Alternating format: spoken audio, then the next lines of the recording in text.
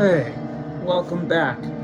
Sorry, this is the longest I've ever gone between videos, but the thing is, I've been waiting to watch a certain movie for over a year at this point, and the movie was written by Richard Matheson, and Richard Matheson is like one of the great horror authors of all time. So I actually read a bunch of his books, and then I went and watched every movie that he wrote, or at least every horror or sci-fi movie that he wrote. And so along the way, I didn't even actually get to the 1971 horror film that I want to review, but he wrote The Devil Rides Out, which a viewer actually specially requested that I eventually review this movie. And since Richard Matheson wrote this and it came out in 1968, I decided that while I'm working towards the 1971 film, we'll make a little pit stop here. And, if the channel's not completely dead by now, it's kind of a placeholder. So what we're going to do is take this opportunity to talk about Richard Matheson's various works and how they appeared in horror film across time. So, here's a little picture of Richard Matheson in the 1960s, which is probably his most prolific decade of his career as far as film goes. So, this actually came out in the 50s, 1957. This is The Incredible Shrinking Man, based on Matheson's own novel, which was called The Shrinking Man, and it is about a man who grows slightly smaller each day. In fact, I think in the book he grows 1/7 of an inch smaller each day. It's pretty good. The book is almost a horror novel because some really horrible stuff happens to him throughout the book.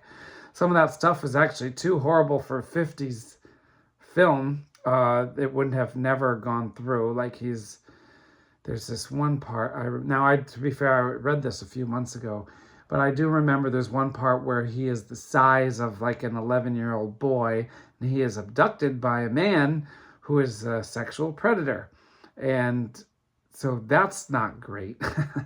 That part of the book is definitely horrifying. There's other stuff too. And then when he gets to be very small, he ends up in a multiple day or maybe multiple week battle with a spider who, since he is becoming smaller each day, the spider appears to be getting larger each day. And so actually, since this came out in 1957, it follows years of giant insect horror movies, and it fits right in, even though there's a lot more to this one than there are to a lot of the other giant insect horror movies, but it falls right in. Of course, there is a cat that tries to eat him as well, as you can see on the poster there. So this was a good one. The first film script that Richard Matheson ever wrote, and it's based on his own novel, though it wasn't his first novel, but we'll talk more about that later. Okay, after that in 1960, he started I guess you could say, partnership with Roger Corman and Vincent Price, and the three of them together made multiple Edgar Allan Poe adaptations. This is the first that any of them did. House of Usher, also known as Fall in the House of Usher, amazing movie. Basically, they kind of took what the Hammer films started doing in the late 50s, and they put an American spin on it. And I think the best part of this is that they took Edgar Allan Poe and used his writing, and since he is an American horror writer and probably the first American horror writer and one of the first horror writers really ever, he did come after Bram Stoker, a little bit after Bram Stoker, who was the British one. And so Hammer did, Frankenstein and Dracula, which are classic I'm pretty sure Mary Shelley was British. Classic British stories, if I'm not mistaken. So here now we have the Americans making Edgar Allan Poe stories. And so here we have The House of Usher, if you don't know, is basically about a man who arrives at the House of Usher, and he goes there to meet his girlfriend, who is his, I think, fiance, but her brother is there, and her brother has this like idea that she shouldn't get married, and that's because the family is cursed. It's kind of like an old Dark House type story, but Vincent Price is so good in this. It's amazing. Plus, you have all the wonderful gothic sets with spider webs everywhere and dungeon in the basement and people getting buried alive and all that great Poe stuff. So this is the first and probably, in my opinion, most important Edgar Allan Poe adaptation, probably ever, definitely of the 60s. After that, Richard Matheson wrote another movie that came out on AIP, and this one also featured Vincent Price. This is more of like a sci-fi movie. I'm trying to remember, did Roger Corman actually direct this? I think not. I think it should say on this poster, but I don't think... Yeah, directed... No, Corman did not direct this one, but it did come out on AIP, or through AIP, I should say. And in this one, Vincent Price plays a character who has built a massive flying warship, and he is going around, and anytime any country in the world shows any kind of military aggression, Vincent Price basically bombs the shit out of them. So that's kind of ironic. I don't know if this was based on a novel, but I think it was. And Vincent Price gives a pretty good performance in this one. It's a little hokey, but I liked it anyway. Also, a young Charles Bronson appears in this movie. Actually, Charles Bronson's the hero and Vincent Price is the villain. All right, moving on. We've got Night of the Eagle, also known as Burn Witch Burn in the United States. Night of the Eagle was a kind of black magic witchcraft type movie where this man who is a scientist, he doesn't believe in witchcraft, and he goes around the house and finds all these little charms that his wife has set all around the house. And he destroys them because he thinks that it's silly superstition. And after he destroys the charms, really bad stuff starts happening. So that one was pretty good. That was a British one, if I'm not mistaken. And you can kind of tell because in the 60s, the British like to put out their film posters horizontally. Also, you can see here that it is rated X, which is like a British thing at the time in the 60s. The American MPAA did not rate movies like that. They either passed them for public viewing or didn't. And but in Great Britain, they were using this X rating for evil stuff. After that, we go back to the Corman, Poe, Price, Matheson combo. We've got Tales of Terror. This one's an anthology, 4 Poe stories in this one, where Vincent Price plays the lead character in each of the stories. Pretty good. I think the Black Cat was shown here, and one of my favorites, The Case of M. Valdemar, which is where someone melts alive. You can see it here. Someone is melting right on the poster. I'm trying to think what else they did in this one, because there were 2 other stories. This one was pretty good. Plus we got Peter Lorre. Peter Lorre is always great. And we have Basil Rathbone, who's also always great. So this was a good one. Then we have this one, which is, I love this one. This one's amazing. This one you can. This is a good horror for the whole family. The Raven. Peter Lorre appears again, and he is turned into a raven by Boris Karloff, and he flies to Vincent Price for help. And the beginning of the movie is where Vincent Price has to put a ridiculous potion together, feed it to Peter Lorre, and so he can turn back into a human. And then it turns out that Vincent Price's wife, whom he thinks has died, actually left him to go with the rival sorcerer played by Boris Karloff. And so the 3 of them come together and have wizards duels.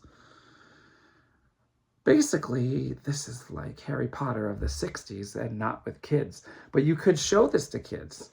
This would be like a PG rating. There's like maybe a little bit of blood, but it's mostly a lot of magic, and I loved it. After that, we have The Comedy of Terrors, another one that I loved, another one featuring Vincent Price, Boris Karloff, Peter Lorre, and Basil Rathbone, written by Matheson, directed by Poe, and this one does have a lot of comedy in it, and in the best way possible. Vincent Price really loves giving comedic performances. Now, in House of Usher, he plays it totally straight, and there's a few others too where he plays them totally straight, but this one's funny and really good. Then he did The Last Man on Earth, which is actually an adaptation of his first novel, which is I Am Legend, which is actually a vampire novel. And I have not watched The Last Man on Earth because soon I will be watching The Omega Man, and I want to watch them back to back because they both adapt the same story. So I haven't seen this one yet, but again, it's Vincent Price, and I think Roger Corman directed this one too. This one, instead of being a Poe adaptation, is actually Richard Matheson adapting his own story for the screen. So I'm going to watch this one and talk more about it later. Then we go back to the UK, and he wrote Die, Die, My Darling.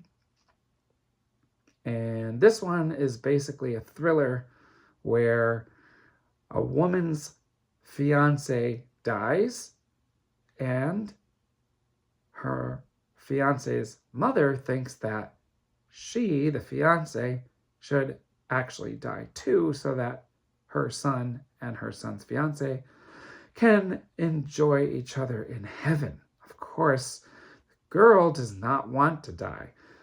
This features Stephanie Powers, and I did a whole little Stephanie Powers slew of movies earlier, probably a couple of years ago, because she was in a 1972 horror movie. So moving on, we also have The Twilight Zone up here because Richard Matheson wrote 16 episodes of The Twilight Zone, the original run. I think those went from 1961 to 1964, maybe 1960 to 1964. 16 episodes. He actually wrote more episodes than anyone else did, other than maybe Rod Serling, who actually created the whole show. So now we get to The Devil Rides Out. The Devil Rides Out is a British film featuring Christopher Lee as the hero. This came out in 1968, and at the time, Christopher Lee almost always played the villain. He played villains almost all the time in the 60s, but here he plays the hero. The premise here is that Christopher Lee's late friend's son is getting mixed up in a satanic cult. This is slightly ahead of its time because the 1970s were when we had the satanic panic boom. And there were lots of movies dealing with Satan, but this came out 2 years earlier. This came out the same year as Rosemary's Baby, which has got a similar vibe, except Rosemary's Baby is actually a lot more serious than this one and a lot more mysterious. And this one is more in the Hammer style, where everything is right out there in the open. There's not really any mystery at all. But it is pretty good. I will say one of my complaints about it is that Satan appears only very briefly in the middle of the film. And I really would have liked to have seen Satan appear more. The supernatural is real in this film. The other thing I didn't love about it was the fact that it is somewhat of a Christian movie. And by that I mean Satan is bad, the cult is bad, and all the characters believe in God and use they seem to use the powers of white magic to defeat the Satanists, which I don't know if that's very Christian. I don't know if Christians are allowed to believe in any kind of magic. So I'm a little confused about that. I read that Christopher Lee did a lot of research about satanic cults, Satanism, and black magic, and I assume white magic, and he brought all of that to the movie. He really helped create this movie, which he didn't do very often. I guess the creation of this movie was his idea. He liked the book and the author. Dennis Wheatley is the original author of this book. Richard Matheson adapted it for the screen. And the whole thing was created at this heavy suggestion by Christopher Lee. So he really had a lot to do with the creation of this movie. I do not know what the deal with Richard Matheson making just a few British movies is. I did not get to find out like if he went to Great Britain or just, you know, shipped his story over. I have a few stats about this movie. This is the 71st Christopher Lee film I've seen, not counting documentaries, which is crazy. I've seen more Christopher Lee films than any other actor. It's also the 22nd film I've seen directed by Terrence Fisher.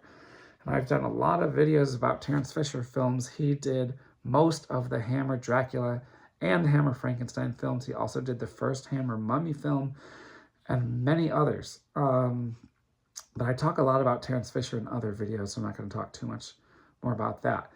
I also realized that out of all the Hammer horror films, of which there are many dozens, I think I've seen over 65 of them, this makes it so that there are only 3 left from before 1972 that I have not seen. So Hammer horror really started in the mid-50s, 55 or 56. And I've seen every single one of them except for 3. So I got to get on it and watch those 3. This film also featured a French actress whose name I have no idea how to pronounce. It looks like her name is Nike, which is probably not how you pronounce it. Nike Aragi. I'm sure I'm butchering that, but she was in Countess Dracula, which I did a video for. She's also in The Devils, which I did a video for, both of 1971, if I'm not mistaken. It also features Patrick Moore, who was in Cry of the Banshee, which I did a video for, and Bloodsucker, which I did a video for. And it also features Sarah Lawson, who is in Night of the Big Heat, which is a great movie that I did not do a video for because it's from 1967. So there's a lot of ties from this movie to another, not surprisingly, because it's a Hammer horror. It involves Christopher Lee, Richard Matheson, and a bunch of other actors, not to mention Terrence Fisher, who is one of the greatest horror directors of all time. So I know that was a lot of information, but I feel like I got it out there relatively efficiently. So hopefully it's not going to be another 2 months before I do my next review. I am going to guess I'll have it out in a few weeks. Of course, faster would be better, but we'll see. Anyway, thanks a lot. Leave a comment if you have anything you want to say about this video. I enjoy interacting with everyone, and I will see you next time. Thanks very much.